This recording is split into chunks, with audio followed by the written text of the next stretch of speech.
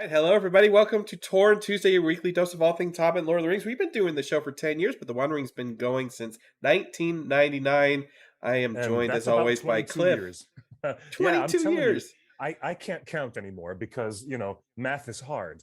But I would say that's a very long couple of decades plus. Here we are, ladies and gentlemen. Welcome back to another broadcast of Torn Tuesday, right here at the OneRing.net. As always, forged by the fans and for the fans of J.R.R. Tolkien.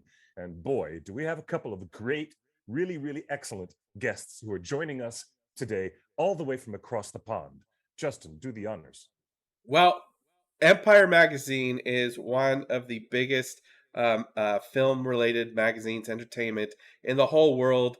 We've been collecting their magazine covers ever since Peter Jackson was debuting his movies, and they've been around a lot longer than that.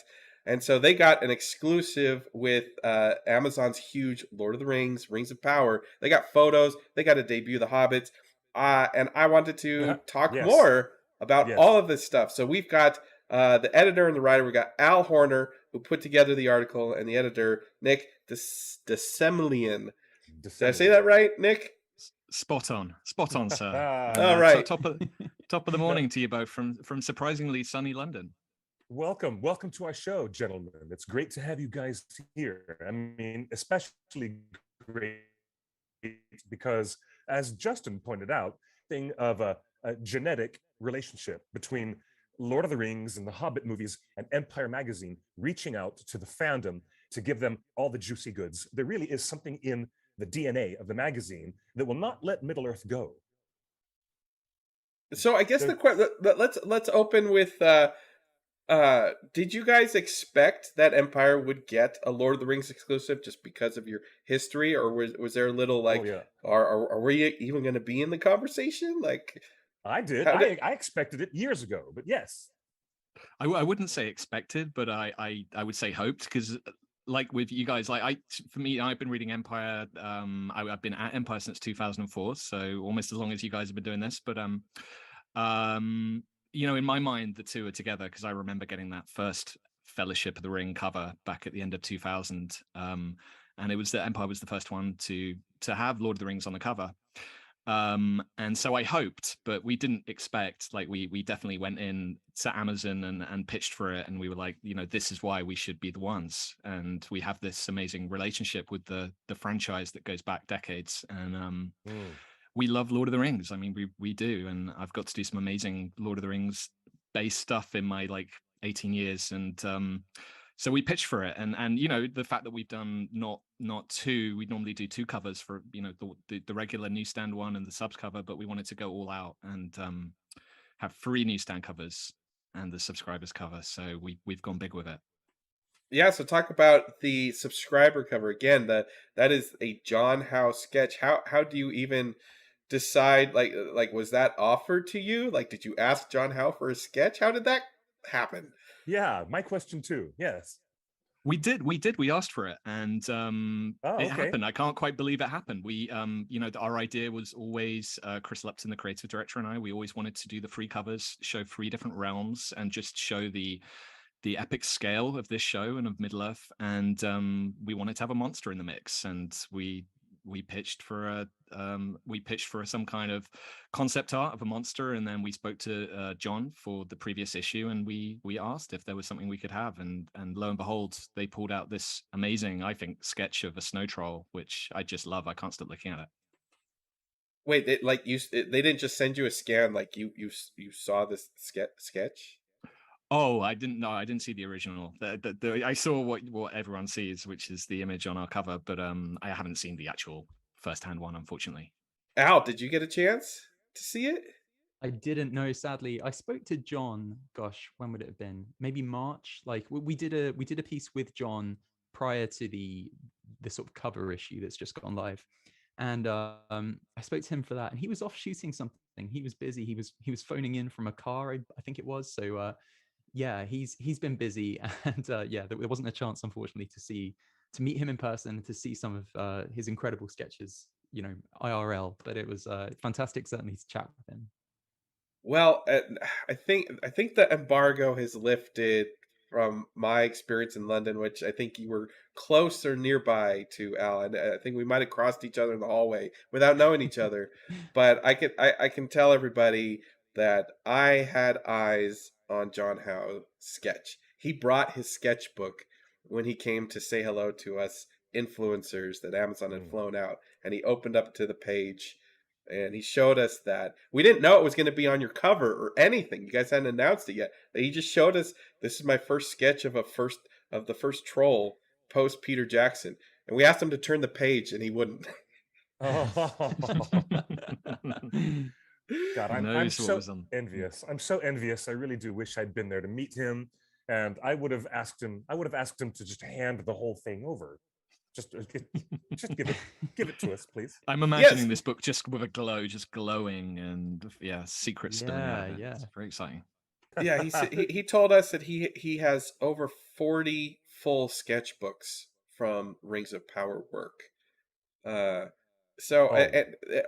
think nobody in the audience kind of really knew what to ask, because it's like we're in front of the legendary John Howe. I want to know how you, Al, like, how do you structure an interview? Like, where do you even start to talk about work? Like, like, what questions do you even consider? Well, I guess, like, I always try, no matter what I'm working on, to sort of start with the human aspect, I suppose. So with John, the first question I had for him was, when he left Middle Earth, or finished on the Jackson films all those years ago, whether or not he thought he would ever be coming back. And his answer was no, he really didn't think he would be coming back, which was something that was kind of, consistent with what I heard from everyone else involved across, like, the couple of months I've been working on these stories. That this wasn't a given, the fact that there would be a Lord of the Rings TV series, and there was, for people like John, people involved who have history with the saga, who have history with Tolkien, they didn't want to do anything unless there was a reason to do it, unless the story kind of merited this expansion. So that was kind of where I began with him, and that was really the thread that I kind of began to pick up, and it ended up sort of being a big kind of feature of the main cover feature as well. What did anything like surprise you from John Howe's conversation? Like, we kind of know the work. Everyone knows the quality of the work that he's done. So I guess it's like we know what we're getting, but did anything like really was like, oh, that's fascinating. Like, what surprised you talking to John Howe? That's the question. Well, I don't know whether it was necessarily a surprise, but it was certainly encouraging how excited he was to talk to me. He had been working on all these designs for things that we haven't seen in Middle Earth before, and he was he was almost kind of erupting kind of with excitement to be able to speak about them, to be able to speak about the fact that we're going to see the seaside we're going to be kind of seafaring elves, I believe was the phrase that he used. We're going to be sort of seeing characters in locations that we hadn't been to before. And it wasn't necessarily a surprise, but there was, I kind of, when I was transcribing the interview afterwards, I realized that a sense of relief was washing over me, because here was someone who is, certainly in my eyes, like a custodian of these films when, in terms of kind of being brought to screen. And he was really excited. He was really kind of enthusiastic to be involved. And that was the point where sort of I began to, I guess, like, without zooming out too much, like, I was kind of going into this, I think, like, informed by a lot of the same thoughts and feelings that maybe many people viewing this will be, like, a mix of kind of real excitement, perhaps some slight apprehension. This is such a big undertaking. The films as we've seen them are such a, in my opinion, complete rendering of Middle Earth on screen. It was when I was transcribing his interview that I realized that a relief was washing over me, and I was beginning to sort of believe that this could be actually really exciting, really, really great. And so I don't know whether there was necessarily a surprise, but there was certainly like encouragement, and it certainly stoked excitement for me.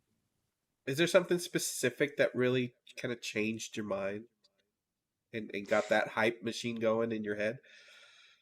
I mean, this is so vague, but it really just was his general tone, his general kind of excitement for the project.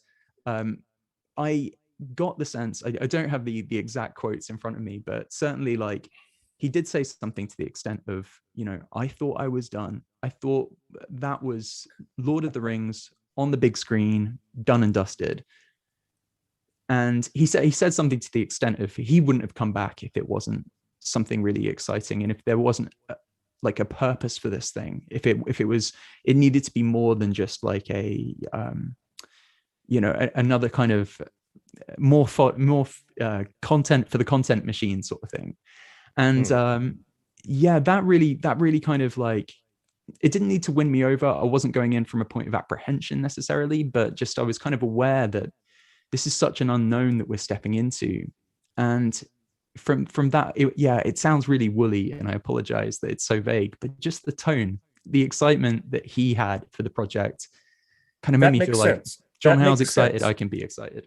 I actually do appreciate that. And it makes kind of sense when you wonder what it was that J.D. Payne and Patrick McKay, what did they have to say to John Howe to make him feel that way, to get him to come on board the project? It must have been something. I'm going to speculate, perhaps, just it's what we do. It's what we do a lot on this show. But I would imagine there was some kind of an interesting conversation. And if we could have been a fly on the wall to see how John Howe was recruited into the project by the showrunners, actually saying, we've got something here. We've got something here that we really believe in. And by taking a close look at what you wrote in the magazine article, I get a strong flavor of that, especially that you use the word custodian just a few minutes ago, because Mr. McKay and Mr. Payne actually use that word for themselves. That is an unenviable position. I always say that. I do not envy them at all to try to even be the custodians of this storytelling. But to get John Howe to even agree to come back when he thought that it was all done, that in itself is an impressive thing, I think. I'm sure there was a big fat Brinks truck full of cash also involved in bringing him back, but that's I don't know. That's just a Green Dragon gossip here. Yes. You said John was excited about visiting these new lands and shores. I mean, he keeps talking about the water and the shores and the sea. How come we didn't see any Numenor pictures in the feature? Where's the new water things? Like, were you guys given access to stuff that didn't make it into the thing? Was there a creative decision to like, we're gonna focus on the Harfoots and the dwarves here? Like, where's Numenor? Here you go, guys. Break your NDA right now. Go ahead. Just break it. Well, let's just say we are as greedy as Smaug and wanted everything, but I think unfortunately, I think there are things being held back. I think it's fair to say that that we're going to see more waves of stuff coming at us. So I feel like we have had like a good chunk of stuff that we've kind of revealed and been able to go big on. But unfortunately, we couldn't have everything. We tried, but it's fair enough. Yeah, but you got the big reveal of the big Harfoot thing. Like no one had seen a Harfoot yet, and like so did you guys talk to Lenny Henry? And like he's unknown, I think, anywhere over here. Like no one on the street knows Lenny Henry, but over there, like UK, he's a titan of comedy and entertainment. So how is that? I mean, that was fantastic. He is, as you say, I'm not sure the degree to which he is known, as you say, beyond the UK, but over here, he's like a national treasure. In fact, he's a knight. He's Sir Lenny Henry. So Sir Lenny Henry. Yeah. So which was a tricky one. When I was on the call with him, I had a sort of 1 second before the interview, had a panic. Am I supposed to call him Sir Lenny?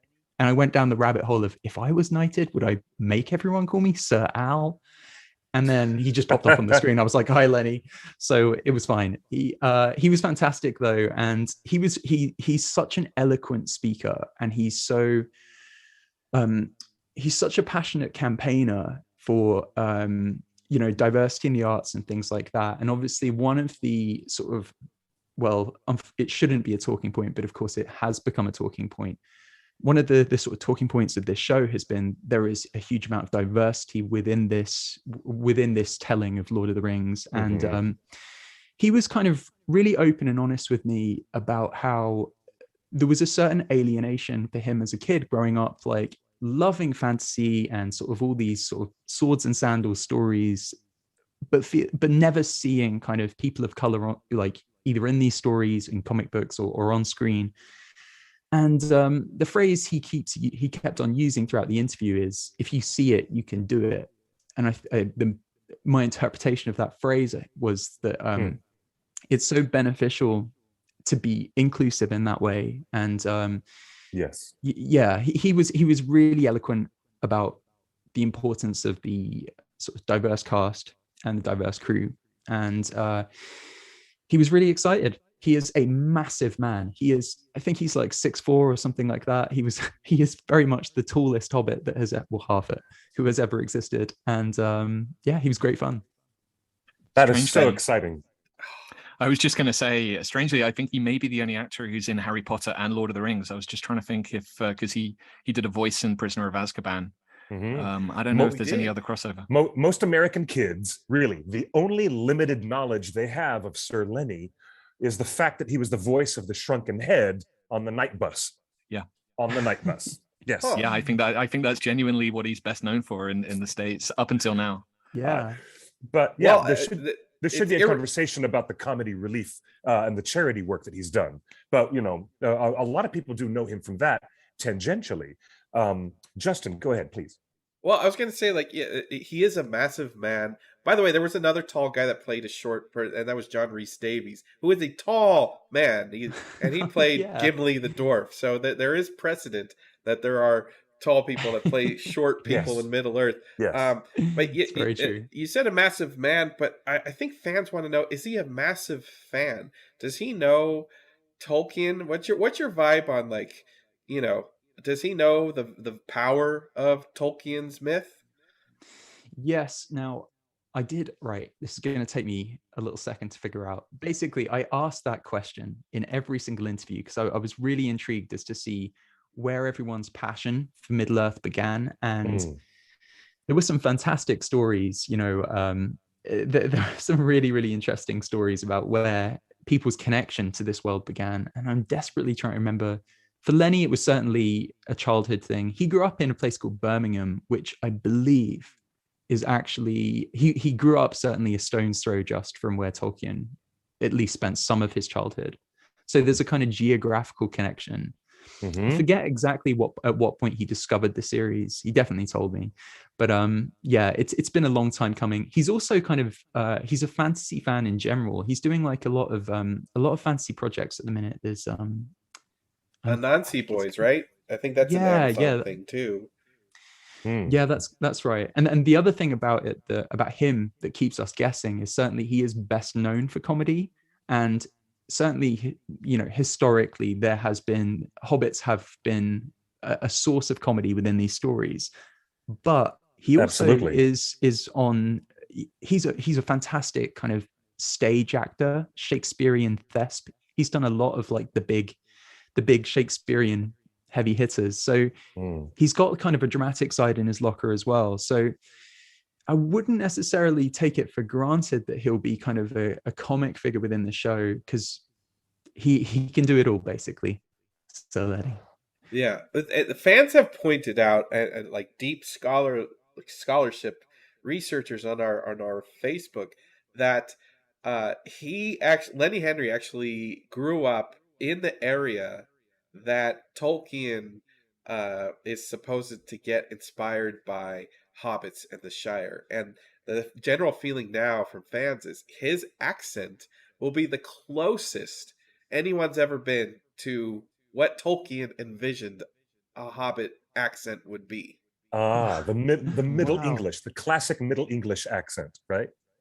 Yeah. So because we pulled up, we got 20 years of articles and stuff. We pulled up some old articles from 1999 that made it into major newspapers, that there was a big concern that the hobbits in Peter Jackson's movies, their accents would just ruin the movie, because you had Sean and Elijah from Hollywood, you had Dominic Monaghan I remember and this. Billy I Boyd. remember this. And it's yes. like the accents are just going to ruin the show. That like everyone gave up on the movie immediately on the casting of those 4 hobbits. Right. So, And that was when dialect coach Andrew Jack became such an important figure to the fandom in general. And it's good that we built we as fans have built strong relationships with all those people who work behind the scenes, like the dialect coach all of a sudden becomes a hero in the world of Ringer fandom. That doesn't happen a lot with other science fiction and fantasy properties. But with us, we love Leif McPherson. On the Hobbit trilogy, it was Leif McPherson, and prior to that, may he rest in peace, the great Andrew Jack. But yeah, the idea of really going back to the United Kingdom has a lot of people excited about seasons 2 and onward. But do you guys get a distinct feeling from what you saw and from the people you've spoken to for that magazine article? Did you get a feeling, even from Mr. Bayona, the director, that season 1 is really going to be a standout, that it will be different from other seasons? Did we get any sense of that?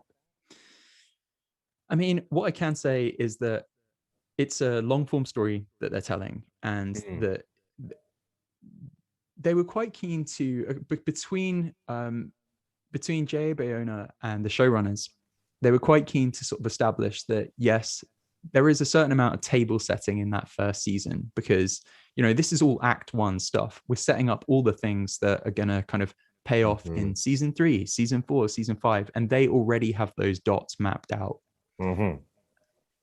But they did kind of also, it was Patrick, I believe, who was quite keen to sort of step in actually when he realized that what he was saying didn't necessarily kind of convey enough, that there is huge action within this first season as well. They really kind of want to grab people immediately and bring them along for the ride.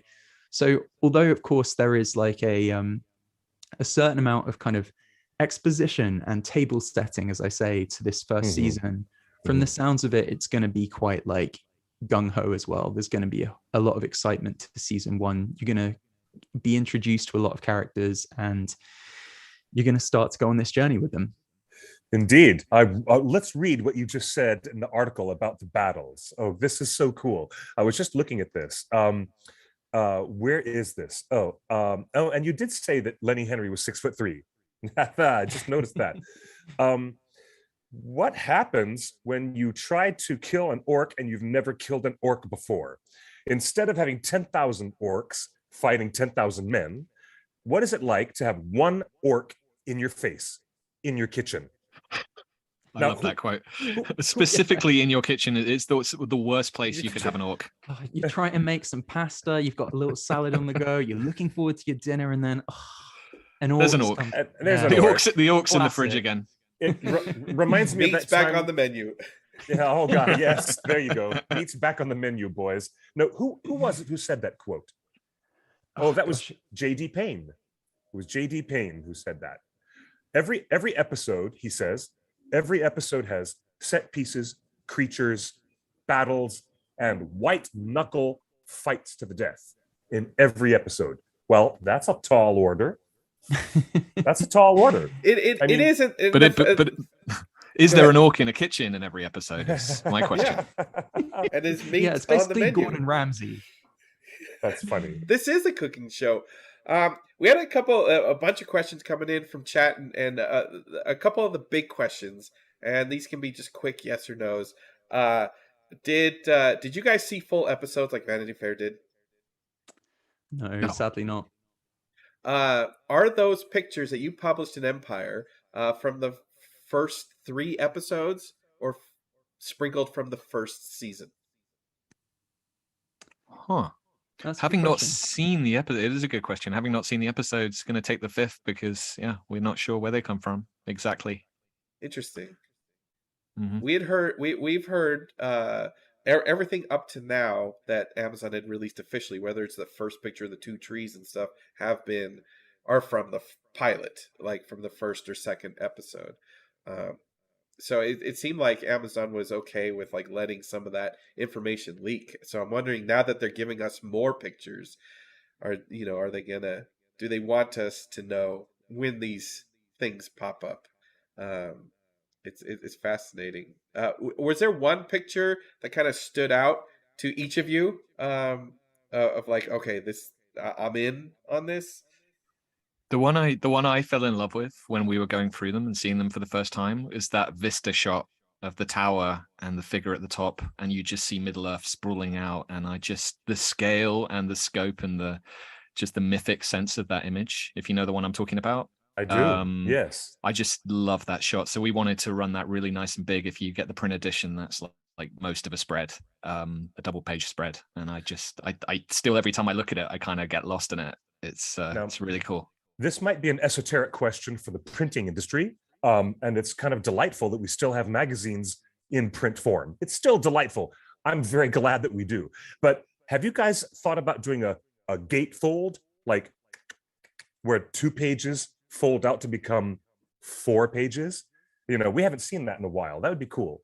I like your thinking. We do that sometimes with covers when there's something really super epic. We have done gatefolds where you fold them out. I mean, we've also done like 21 covers for one film at one point. So we do get carried away, and we love our supersized things. But what movie was that? What movie was that? Was it 21 covers? No, it was X-Men. I want to say Days of Future Past. I'm gonna put my money on that. I think it was that one, and I think we did a bazillion covers, or 21, which is a few less than a bazillion, but still a lot. Yeah, Al, what was your favorite photo? I really love it's one of the cover images actually of Galadriel. Like that image to me, with her kind of like sitting kind of regally staring down the camera, it kind of encapsulates one of the sort of tightrope walk, I think, that the show is trying to do. Like it's trying to be true to kind of what we know, what has gone before it in terms of cinematic renderings of Lord of the Rings, but also it's kind of a new spin on the character, and it's something brave and bold. And I know it's kind of caused a lot of conversation. I think like it's a nice way of putting it.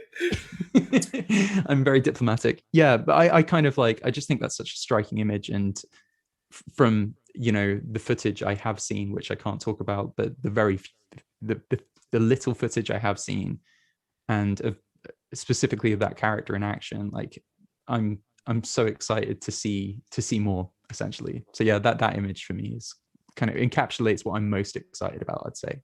Indeed. It's a hefty sword that she's got there. I'm looking forward to seeing that in action. This is very exciting to me. I was really intrigued by this little morsel in the article that you guys wrote. That little morsel being an explanation of the Harfoots, still the way that Tolkien described them, being an agrarian culture that are primarily interested in their relationship with the earth. But you also described them as nomadic, the way that Lenny Henry describes them. And from the notes that we have in the appendix at the back of The Return of the King, we understand very, very little. We understand almost nothing about this period of history when they were migrating, when the Harfoots were migrating around from place to place to place. But look, the way you explained it, or the way that Lenny Henry explains it, was very intriguing to me, that they move around with all these wagons and carts, and they're really very ready to pack up and move and go somewhere if there's any danger nearby, and look for another plot of land that they could till and farm. That was very interesting to learn some of this. It was much more detail in those little sentences than anything we've gotten so far about the life and the livelihoods of the Harfoots. So I was very intrigued to learn that. And don't you just find that so interesting in terms of the challenge that this show presents? As you say, there is, I think Patrick says that I have not gone through and fact checked this, but I think he said that there are about 7 mentions in all of the text of the Yes. Harfoots. Yes. And to challenge yourself to kind of build out that tribe and that community, and to build characters who have emotional through lines that are going to sort of take us through 5 seasons of TV, to try and do that while still being true to those 7 mentions that you actually get in Tolkien's text. You know, it's such a what an undertaking, and what a challenge, and the pressure that must be wrapped up in that is kind of just fascinating to me on a creative level, you know, least of all because the people, you know, taking on that burden, these aren't guys with like a huge, as I'm sure you've discussed at length, these aren't people with long, lengthy resumes in terms of their Hollywood success. Oh, no, it's quite the opposite, actually. Exactly, yeah. So it's that was like a really fascinating element of writing this whole story for me. And yeah, I'm fascinated with that challenge and that kind of tension between really wanting to do something new, because we've had the Lord of the Rings films. The only way to kind of move forward with it is to bring something fresh, bring a new flavor, but also you have an obligation to honor Tolkien and to honor what's come before. So yeah, that task with the Harfoots, that's kind of emblematic to me of you know, just the madness of this show, and the sort of excitement that the excitement but also trepidation that I think it's easy to feel. Indeed. Well, let's clarify. Let's clarify, because people should understand that it was not the choice of the producers to immediately narrow in on the Second Age and the Rings of Power.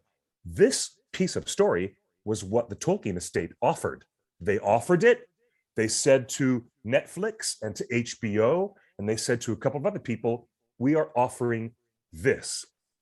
The bullet points in the appendix, we're offering the content in the appendices, rather, and other references to the Second Age that are found within The Hobbit and the text of The Lord of the Rings. And other people might sniff at that and say, that's not enough of an intellectual property for us to really make a huge show out of. But the Tolkien estate said, this is it. This is what we're offering.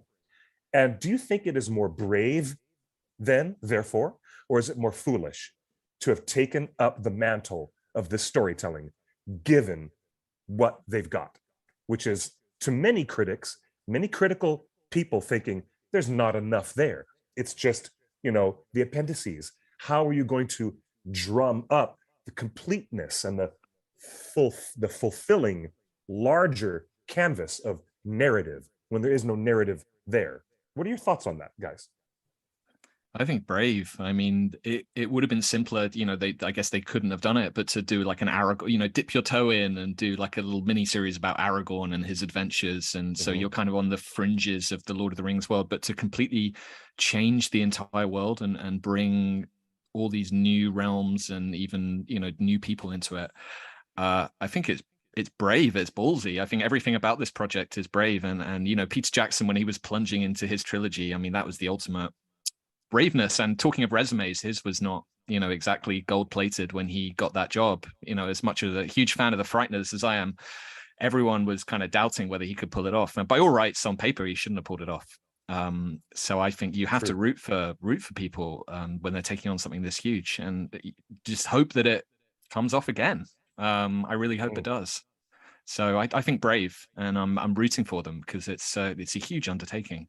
Well, Empire also, has. Go ahead. I was just going to say, what's interesting about like the machinations of Hollywood is you can look at a creator and sort of think, well, I've gone on their IMDb page and I've seen X amount of projects. That's not that many things that they've had made. But actually, kind of being a screenwriter in Hollywood, you're constantly writing and putting together scripts that, for whatever reason, don't see the light of day. So many stars need to align for a project to kind of make it to the screen. True. Now, I have read much of the stuff that JD and Patrick have written that, just for whatever reasons, to really do with that alignment. Have you read their Star Trek stuff? Really? I haven't read their Star Trek stuff, although I'm curious. I'm one of the things that I just didn't have space for in the feature was a little bit of detail about their planned Star Trek movie that was going to be another collaboration with JJ that didn't come together for whatever reason, and they were really excited for that. And I must dig the quotes out because there was some interesting stuff in there. But they've written plenty of scripts, and I've had the pleasure of reading a few of them prior to even knowing that they were involved in this. And you are the first human being I've ever spoken to who has acknowledged that they've read anything by JD or Patrick beyond the well-known Star Trek screenplay. So this is very refreshing. This is cool. They've been doing it for decades, and they are very, very talented storytellers. And this is, which is why I was kind of especially excited when when obviously the news kind of broke that they were entrusted with this thing. There was a degree of surprise that kind of reverberated through the fan community and the industry. But I think people who were kind of familiar with their work prior to this knew, okay, we're in safe hands here. Fascinating. That is absolutely fascinating. All right. Color me fascinated. Well, the unique thing about Empire Magazine is that you know, covering all the big franchise films over the last decade, you've been able to, you know, connect with the Colin Trevorrow, you know, when he was handed the Jurassic franchise, you know, and Rian Johnson, he's given the Star Wars franchise with his episode 8, like all of these directors that have kind of been plucked from, you know, small films, like very small films. I guess I'm trying to find a way to phrase this question. What's your vibe on JD and Patrick as compared taking on this huge franchise versus some of the other people you guys have interviewed and interacted with over the last few years, and when they took on their franchises? You know, you did say that, oh, they're in good hands, but do you think these guys can pull it off? Well, Al can speak. Al can speak probably better to this. I mean, he's spoken to JD and Patrick. I've kind of met them informally, but not had those conversations. But you know, I was on the set of Jurassic World, the first one, and remember sitting there with Colin Trevorrow and having lunch and talking, and that sense of respect and awe that he had been handed this thing, I guess is the same. You can see that with the way these guys are talking, describe themselves as custodians. They've got that sense of weight on them. You can tell they're taking this seriously, and they don't want to drop the ball. So, but yeah, I'll hand over to Al. Yeah, the moment in the screening, the sort of screening followed by a Q&A with JD and Patrick, where I knew there was obviously a kind of message they wanted to convey here about their reverence. The moment that kind of I don't know, just began to settle in for me was when they started quoting particular letters that Tolkien had written, and word by word they were able to kind of reference letter. You know, they have this stuff. They have Tolkien, not just what's in his books, but they have Tolkien's kind of, if Tolkien wrote like a shopping list on the back of like a piece of parchment paper somewhere, they've probably got it imprinted somewhere, like onto their souls. They really, they're scholars of his work, and they were very, very keen to emphasize at all points that that's their North Star. Everything comes down to a balance of, we know we need to do something new here. We know we need to be bold. We know we need to tell our own story. But, and so as long as we're kind of like, as long as every creative decision, we're running through the litmus test of, does this feel Tolkien? Does it feel like it's true to the essence of his stories? And if it passes that test and that story decision goes in, that was very much like the impression I got. And yeah, I did ask that question. Like, it was one of the sort of parting questions I left them with. Like, how do you deal with that pressure? How do you deal with that scrutiny? And it was quite sweet, actually. They said, kind of like Sam and Frodo, you just rely on each other. And there were a lot of climbing up Mordor analogies involved, but they were kind of very keen to say that like it's undeniable, the pressure, the sort of weight of this thing, knowing the emotional attachment that so many people have to it. Of course it'd be they would be lying to say that that isn't something that they carry with them, but they love this story, they love this world, and they lean on each other to kind of, if one of them is feeling that weight one day, the other picks them up, and vice versa. So it was quite sweet, and it was a kind of human side to this story that was really fun to tell. Like they're really interesting people, and they are, as we've talked about, taking on this huge undertaking, and they're aware of the expectation, and they are excited to hopefully rise to it. I'm sure they're very much aware of I'm sure they are by now. All right, quick digression. When I looked very carefully through the whole article, there wasn't a single mention of music or Bear McCreary or Howard Shore. What are your thoughts on the music and the contributions of those composers? And have you heard anything else that you could tell us that is not in the magazine?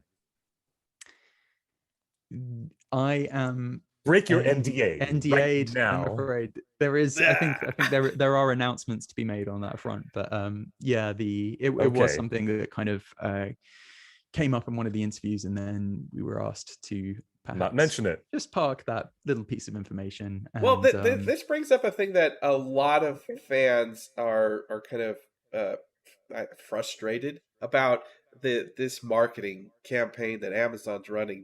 The trickle of information and tightly controlling every ounce, every piece of this show. It has been controlled. Unfortunately, that's true. That's true. Like, how does this? You guys have been at the forefront of all these franchises, you know, and their marketing campaigns. How does Rings of Power compare to the other franchises of the last 10 years when it comes to this marketing rollout? Are they doing anything different than any other studio does? Or is this kind of a unique strategy that they have going on? It's interesting. It's a good question. There are two kind of extremes, I guess, that you see sometimes. One is, the J.J. Abrams, Jordan Peele kind of thing, where everything is being held and everything is top secret, and you don't really know what's going on until the movie comes out, or in this case, TV show. And the other one is where they just splurge stuff, and there's just trailers coming at you, and all the footage is being given away. I kind of like it. I kind of don't mind the fact that they're trickling out and that it doesn't feel like we've seen everything. Obviously it's good for us as well, because it made the issue feel a bit more like an event, because people are waiting for like more. But I always feel, there are movies that I'm really excited about, and then I go into the cinema and I realize that every single scene has been in a trailer. I kind of felt that way a bit about Jurassic World Dominion. Like there was nothing in that movie that I hadn't seen a bit of already, so it didn't feel like a real kind of revelation. So I don't mind it personally. It's frustrating, but I guess we're still months away. So this is normal, right? Is that what you're saying? Like other franchises are kind of doing what they're doing? I think this is in the middle of the two extremes. Yeah, I don't think this is particularly extreme. Obviously, it's a TV series. Not every TV series feels like an event like this. So, if you look at House of the Dragon, they're holding back a lot of that stuff as well. I think.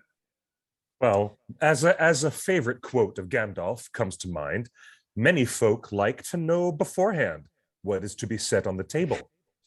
But those who have labored to prepare the feast like to keep their secret, for wonder makes the words of praise louder. Well said. I should have just said that. Yeah. Maybe, I mean, honestly, I do understand. I really kind of appreciate that logic, but I'm another person in the frustrated camp, thinking that back in the day, Peter Jackson was doing open 20 questions format online on Ain't It Cool News, with everybody getting to talk to Peter Jackson about everything. And And, boy, and was he Guillermo del open. Toro would show up on our message boards when he Yes, was he would. on The Hobbit and stuff like that. Yes, he would. So I And think there's a frustration that there's just that's there, exactly right. Amazon's withholding access, and is that a symptom of just how things are in the social media age? Like studios got to play their game. Well, there's also a standard that has been set by other creators coming out and talking directly to the fans, to the fans. And it's just not happening here. And we all feel like we're missing something. I mean, I think like I'm no marketing expert, but I don't envy whoever is in charge of working out how to best kind of satiate the two types of people that will be approaching this series. There are the people who know the second age inside out and are so excited to discover to find out whether their favorite parts of what's mentioned in these kind of brief little kind of asides in the text. The Kelly Brimbo heads.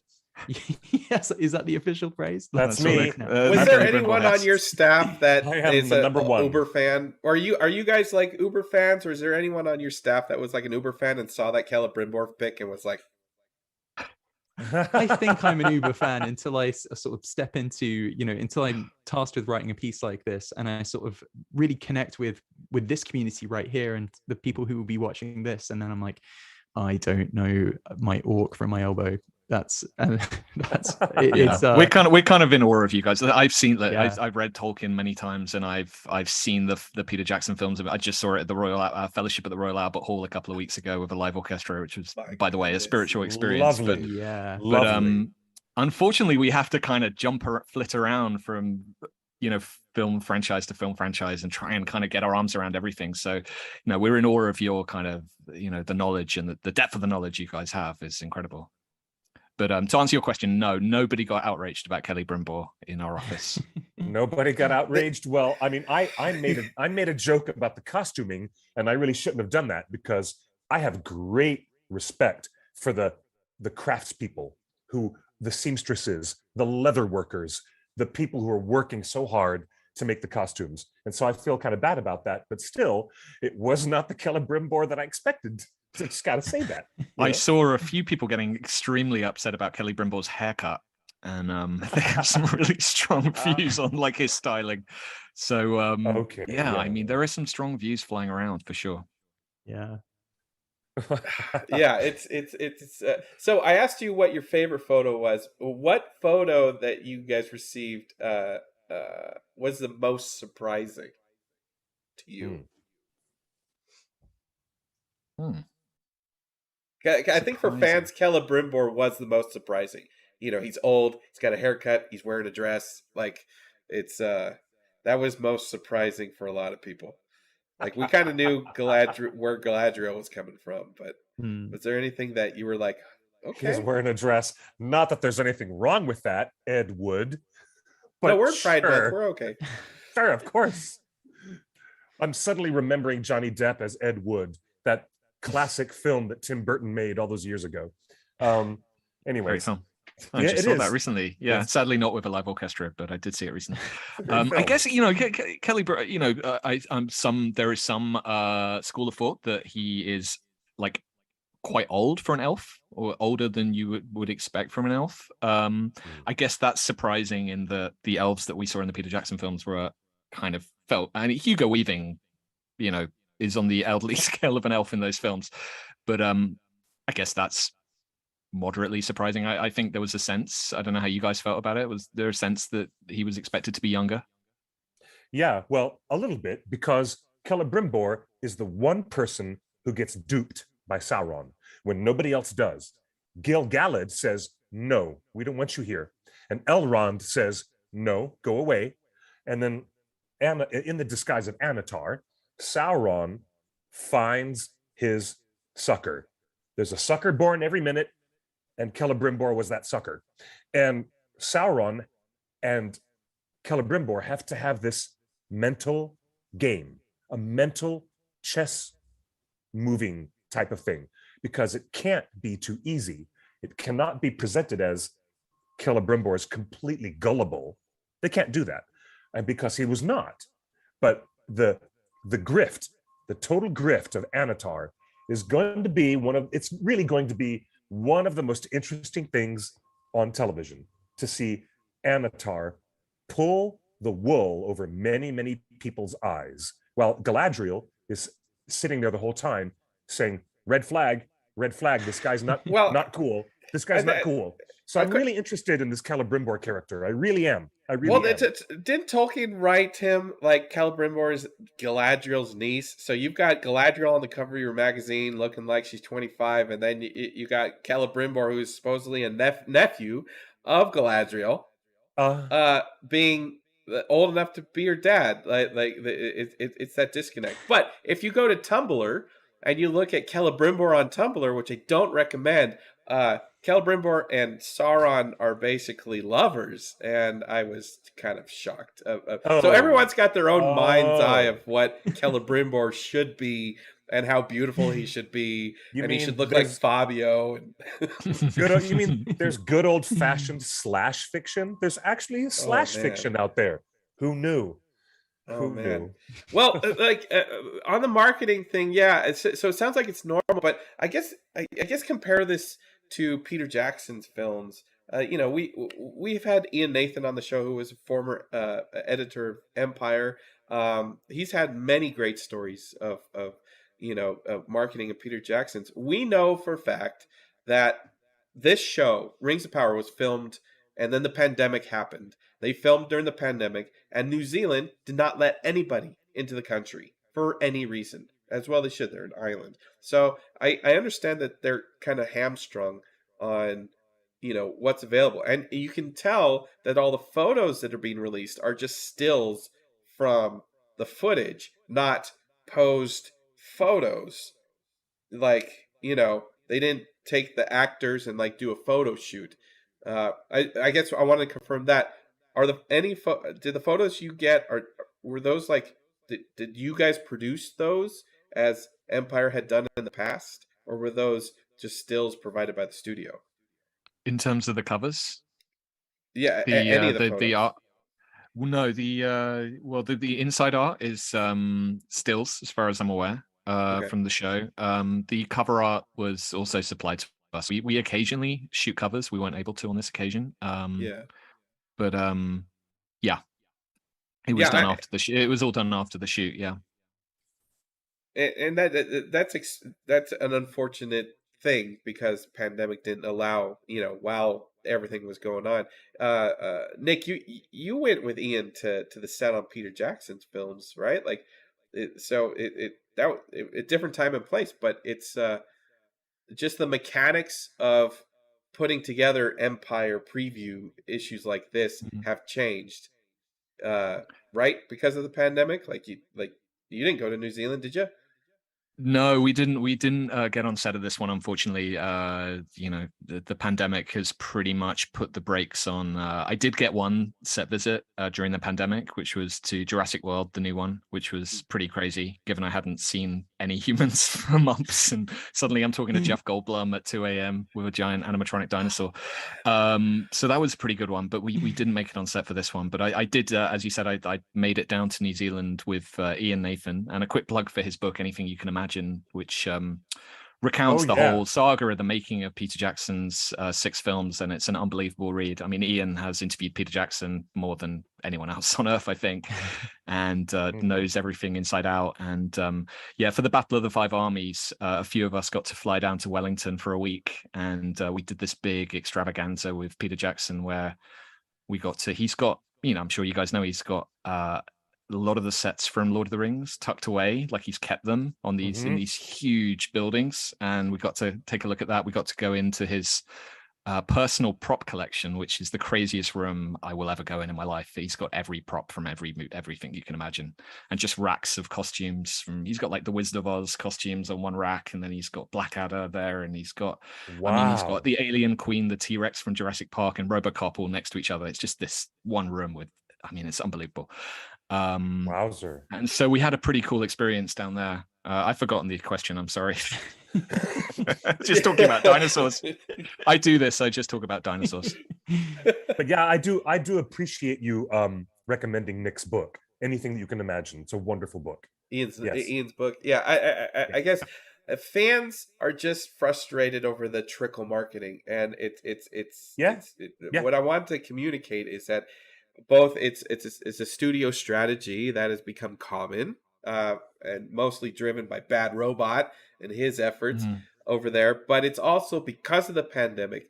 They didn't invite fans to New Zealand because no one could get in. They didn't even Empire could not even get to the set while everyone's in costume for these things. So it's right. We're limited. Like you guys are. I wonder. Like go. Sorry, Justin, I cut you off there. No, I forgot what I was going to say. I wonder if there is a degree of, as I was kind of saying, like there are a lot of people who, like those watching, know exactly where this story is headed, and they know the lore and they know the rough outline of what is going to happen in this series. But then there is a huge camp of people who are going to be coming to this story completely afresh, completely, anew. And Lord of the Rings is, I don't know about like in the US, but certainly in the UK, like The Hobbit is kind of on the UK school curriculum, or at least I think it was when I was growing up. That was when I encountered it.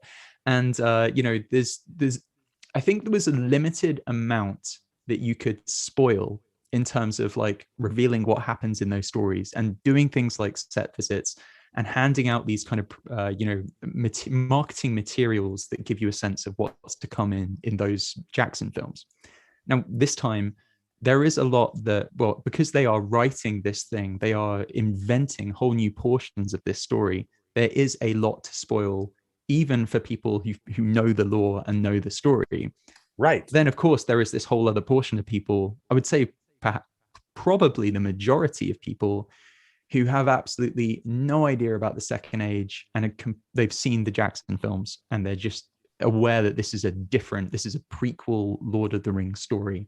And I wonder whether some of the sort of drip feed of the marketing is to kind of protect that, and then they're trying to negotiate those two audiences who, that's complete speculation on my part, but that's kind of where that was my assumption when I was kind of working on the piece. That's a very reasonable guess. That's very reasonable. That might be what's going on here. But whether or not it is effective in winning over the hearts and minds of the fans has yet to be seen. I think. Is there, without getting into specifics and breaking any NDAs, what are you guys most looking forward to in this show? I'm excited about Khazad-dûm. I mean, Fellowship of the Ring is my favorite film of all time.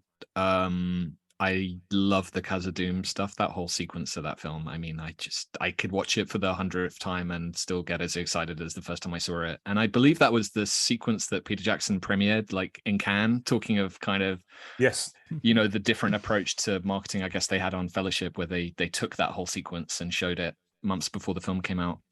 But I can't wait to see Khazad-dûm in full bloom.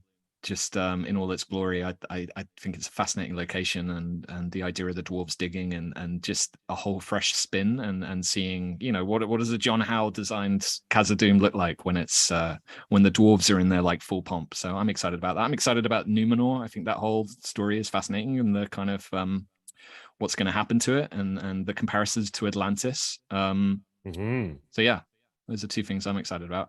Absolutely, yeah. The Elvish word for Numenor was Atalante. Professor Tolkien driving home the linguistic point as much as he could.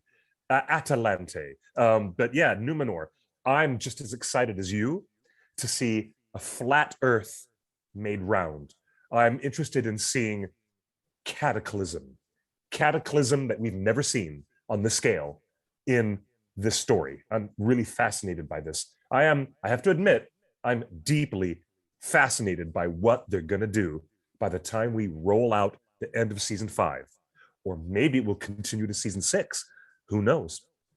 One thing picking up on that, one thing that I thought was really interesting from Al's piece is that quote. I can't remember if it's Patrick or JD, but saying that they know the last shot of the last season. And how often do you hear that? when TV shows just drag on and on and on, and until they're, until the plug is pulled. But that really excites me, because I can't think of many shows apart from like Breaking Bad that they went in. Even Breaking Bad, actually, they were making up as they went along. It just ended at the right time. But it's pretty rare for shows to know where they're going from the beginning. Indeed. Well, they have the money, they have the infrastructure, they've got the money. Like I said, they've got Bezos money to spend on this project. And it is part of the hype, maybe, that people are talking about it in terms of being the most expensive television ever made for the format of television. And yet, Al, you described it as they're trying to create something more than just event television, describing it as a 50-hour motion picture. That's a fascinating concept. Yeah. What part of this show are you looking forward to, and did that change after you talked to everybody for this article? What am I most looking forward to? 4 words: orc in a kitchen. Give it to me. I'm going to hold them to that now. They've said orc in a kitchen. I need my orc in a kitchen. Well, to keep continuity with Peter Jackson's meats back on the menu, boys, they have to, create a civilized culture of orcs. Yeah, that's funny. I think there's an orc in a kitchen in The Desolation of Smaug. I may be wrong. I'm going to have to go back and rewatch it. But I think there's an orc in a kitchen. You're right, Nick. I was just about to say something about that, but I didn't want to digress. But there is close-up, hand-to-hand combat with Tauriel and Legolas and a couple of orcs in the family dining room in Bard's house. Yes, there are. Orcs in a kitchen. Works in a kitchen. I think, but before we let you go, guys, and I really appreciate you guys making the time so late in the evening for us. There's a huge, I guess, the nerves on fans is that we're at peak fantasy, or we're approaching peak fantasy on television with Game of Thrones and the New Thrones and the House of Dragon, Wheel of Time. It's just there's so much fantasy out there, and The Witcher, and Tolkien is the grandfather of fantasy literature, storytelling in the modern age. Yes. Do you guys, from what you've seen and heard, do you think this show is elevated in the fantasy genre compared to all the other stuff that Empire covers? I think so personally. We wouldn't have given it a cover, let alone 4 covers, if we hadn't believed that. And it's exciting, the idea of this world that we love and a fresh spin on it and deepening it. Who knows? But I'm hugely excited about it, and it's a very different proposition to Game of Thrones. I think they're doing very different things. But you're right. This feels like the granddaddy of them, and I'm really rooting for it to work. I really hope it does. But it feels I'm excited about it personally. Yeah, to add to Nick's comment, I did ask, obviously the fantasy genre has gone through an evolution over the last, however many years it's been since Jackson was there making these films. And, of course, something like Game of Thrones has very much altered that landscape. It's made it possible and almost kind of expected of fantasy shows to kind of deliver slightly more darkness. There's more kind of room for blood and guts and all that kind of thing. And I did ask the question whether the success of something like Game of Thrones had altered their approach at all. And JD and Patrick were quite clear that basically that their answer, and I'm paraphrasing, so apologies to those guys who put it in a much more eloquent way, but they said that they love Game of Thrones, but essentially it plays 1 octave of a piano, whereas the beauty of Tolkien is he's able to play every note on the piano. There's lightness up in the high register, and there's those same like dark, low, booming, ominous notes. And that was always their guide. They always came back to that. Now, so it's quite clear that they don't feel a competitive aspect to it, and they are sort of confident in the fact that, as Nick says, Tolkien's the granddad of this stuff. He is the North Star when it comes to the entire genre almost. Mm-hmm. The interesting thing for me that I think kind of hopefully answers your question in a roundabout way is we've mentioned today about how there is grand amounts of money involved in this thing. One thing that surprised me about my conversations was when I saw those budgets being kind of knocked around, I expected the money to be spent in kind of outscaling what we've seen before in terms of fantasy, in trying to do something bigger than those huge grand battles in Game of Thrones, and to try and sort of outdo even, you know, Helm's Deep and things we've seen in The Lord of the Rings before. But to bring it back to the orc in the kitchen quote, what the guys were really keen to kind of convey that there's no point trying to compete with those things, and instead a much smarter thing to do is to kind of find like a different way of doing fantasy. And to they didn't say as much, but like my impression was that there are big battles to come, but perhaps at first we might see kind of like different type of action than perhaps we're used to seeing. We're not going to see those huge CGI battles for what they mentioned, what they invoked. I don't think my impression was that's not something in store in the first season.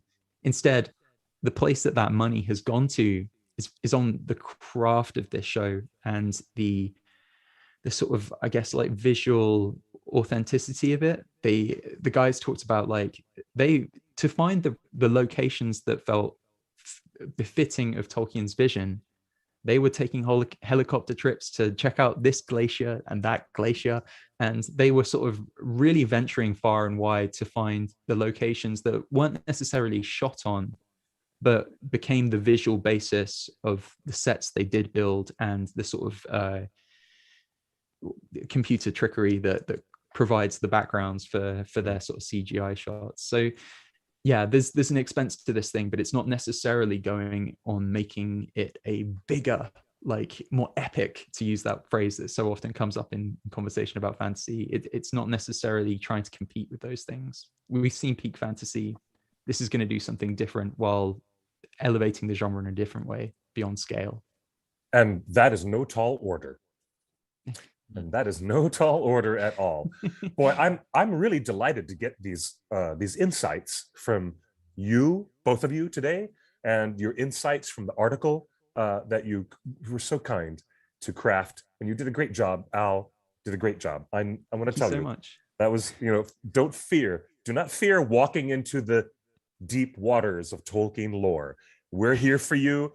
You got fans around you. We'll help get you out of the deep waters. Okay, don't worry. The water is fine. The temperature is fine. Come swimming with us. It's great to have you.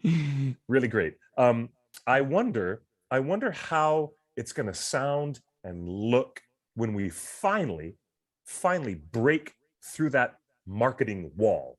And I'm calling it like a barrier, like a marketing barrier that's keeping us from doing those interactions with JD and Patrick and J.A. Bayona and all the other directors that I want to talk to. I really wonder what it's going to be like when we finally get to sit down and have the interviews with them and really get into the meat and potatoes of everything that they've created. I'm very much looking forward to that. And I know you guys are too.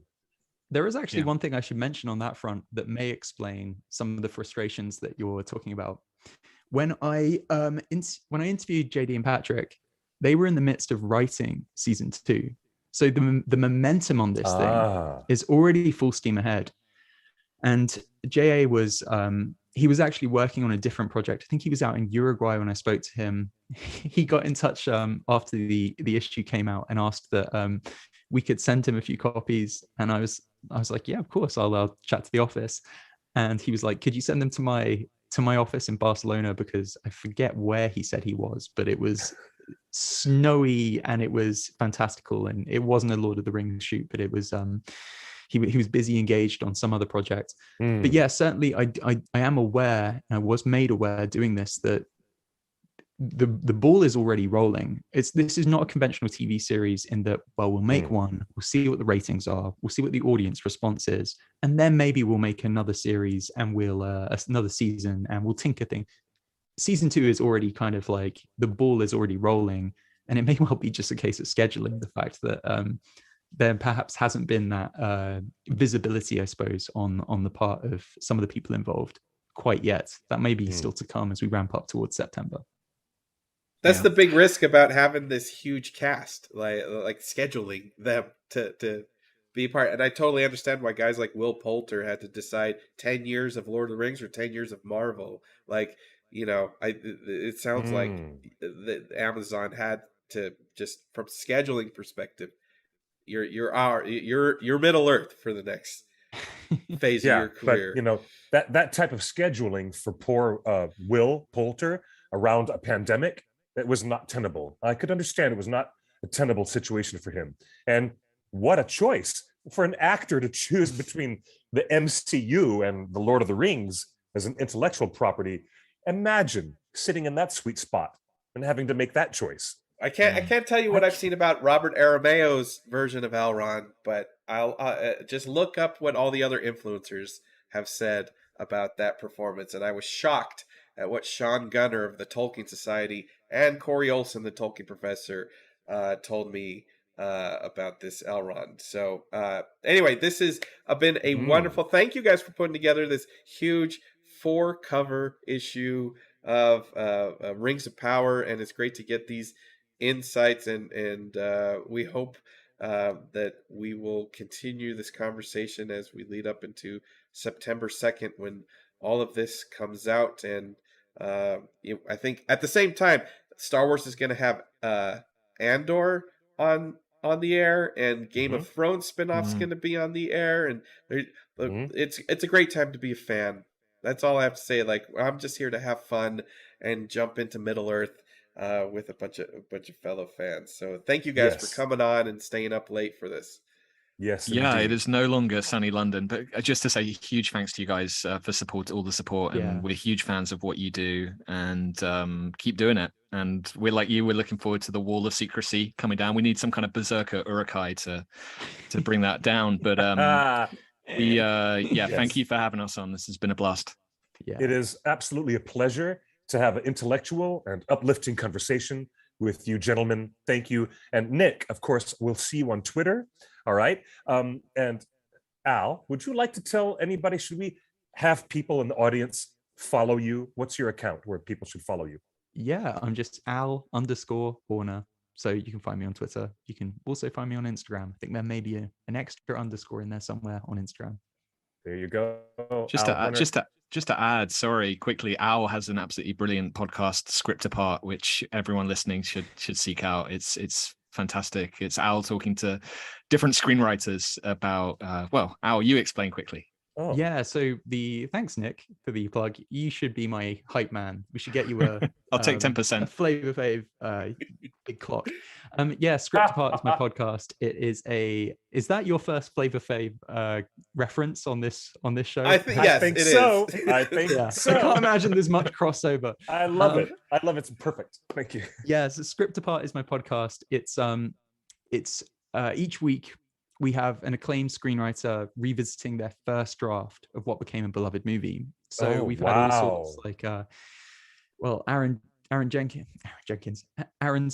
Barry Jenkins, James Gunn, Edgar Wright, Sophia Coppola. We've just recorded all sorts, really. And it's a really fun kind of a fun and quite vulnerable exploration of that first kind of what they call a vomit draft, where you're just kind of getting all the ideas on the page. Yeah. What happens then is you try and kind of like carve this kind of mad vision into something coherent. And it's actually its second birthday today. So it's been 2 years of it. But so this is pandemic content. You were just like, let's get something going.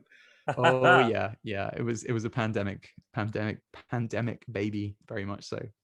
I'm looking it up right now. What the name of it is again? Scripted Away? Script Apart. Script Apart. I love the play on words. I love it. Yeah, it's really good. I'm jealous of the pun and the podcast. It's really great. Oh, that is Nick. So cool. Thank you. I wish that's us. Yeah, there we go. Yeah. Oh, there it is. Okay. There it is. That is so cool. Look for it. I'm definitely going to be checking that out. My friends, it's been a beautiful conversation. And thank you again for bringing us some enthusiasm and some excitement. And next time, please break your NDA a little harder, please. And if any Please? of you are watching at home, you can slide into our DMs if you want to say anything anonymously to the onering.net. We've been doing this for 20 years. We know how to Absolutely. protect people. We're still protecting people. I still am. I'm still protecting a different set of secrets from a different sir, not Sir Lenny, but a different sir. And I'm still keeping my mouth shut after 22 years. But that's my job. That's my job. You know what? This is really beautiful, and I wish it could go on.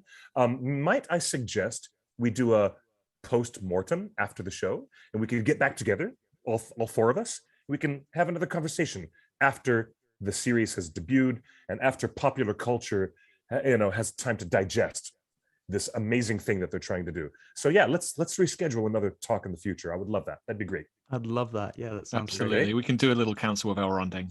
I love it. That sounds great. Perfect. Oh, All one right. last question from the chat. People in the States are having a hard time getting this issue. Yes. It's on newsstands in the UK now, and it's making its way to the stateside, right? Mhm. Yeah, sorry for the delay, everyone in the States, but it is en route to you via boat because we are living in apparently 100 years ago. But it is on its way and it will be with you soon. That is our Awesome. promise. And again, it's a pretty good reminder for people. Just look at Barnes and Noble. That's one of the first places you need to go. And thanks again, my friends. I hate to say goodbye, but how about until next time? Okay. So Sounds good. and for the entire audience, thank you. Thank you to the chat and all the live audience who so faithfully comes to join us every week. This has been Torn Tuesday, and we're about to sign off. So until next week, we'll be getting ready with more news and more gossip and more crazy pants. We'll get all this information for you next Tuesday at 5:00 p.m. Pacific time. We'll be live again right here on all these platforms.